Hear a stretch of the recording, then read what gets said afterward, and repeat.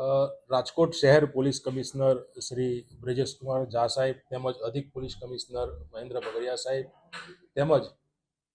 Crime DCP સાહેબ શ્રી પાથરાસિંહ ગોહિલ સાહેબના માર્ગદર્શન હેઠળ રાજકોટ શહેર ક્રાઇમની ટીમના પોલીસ ઇન્સ્પેક્ટર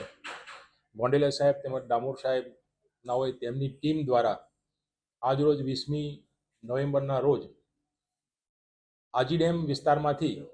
છારા ગેંગના 2 પૂછપરછ દરમિયાન તેઓએ રાજકોટ શહેરમાં 3 જગ્યાએ ડીકી તોડીને પૈસાની ચોરી કરેલાનું કબૂલાત કરેલ છે. બંને આરોપીઓ વિરુદ્ધમાં, જેમાં મુખ્ય જે આરોપી છે મનીષ ઉર્ફે મનોજ કનૈયાલાલ સેવાણી, તેના વિરુદ્ધમાં ગુજરાત, બોમ્બે તેમજ દિલ્હીમાં પણ ગુના નોંધાયેલા છે. ગુજરાતમાં રાજકોટ, બરોડા, અમદાવાદ, ગાંધીનગર, હિંમતનગર, સાબરકાંઠા, વલસાડ વગેરે જગ્યાએ તેણે આ રીતે ડીકી તોડીને તેમજ ચીલ ઝડપ કરીને 40 જેટલા ગુનાઓ આચરેલાની કબૂલાત કરેલ છે. જે આધારે પોલીસે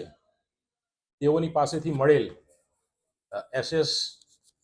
તેમજ એસએસમાં રાખેલા રોકડા રૂપિયા 6 લાખ તેમજ આ ગુનો કરતી વખતે જે ડીકી તોડવા માટે સાધન વપરાય છે તે કી જેવા પ્રકારનું સાધન તેમજ ગુનો આચરતી વખતે મોઢા ઉપર માસ્ક પહેરતા હતા તે તેમજ આખું જે ગોળાકાર માસ્ક આવે છે તેવા 9 એમ કરીને લગભગ 6,58,700નો મુદ્દામાલ તેઓ પાસેથી પકડી અને કાયદેસરની કાર્યવાહી હાથ ધરવામાં આવેલ છે. તેઓની બાતમી આધારે જ્યારે તેઓને રોકવામાં આવ્યા અને તેઓની ડીકી ચેક કરવામાં આવી એસએસની, એમાંથી ડીકી તોડવાના ટી આકારનું સાધન તેમજ ટોપી, જનરલી આરોપીઓ ગુનો આચરે તે વખતે પોતે ઓળખાય નહીં તે માટે પહેરતા હતા, તે રીતેના સાધનો અને મળી આવતા તેઓની શંકા મજબૂત થતા તેઓની પૂછપરછ કરતા પોતે આ રીતે ગુના આચરેલાનું પોલીસને જણાવ્યું. અને જનરલી આ જે આરોપીઓ છે એમનું નેટવર્ક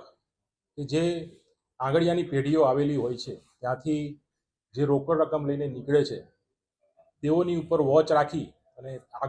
આગળ જઈ અને જ્યારે પણ તેઓને સમય મળે, લાગ મળે ત્યારે તેઓને આતરીને તેઓની પાસેથી ચીલ ઝડપ અથવા તો ડીકી તોડીને એમાંથી પૈસા ચોરીને આ ગુનો આચરતા હોવાની કબૂલાત કરેલી છે.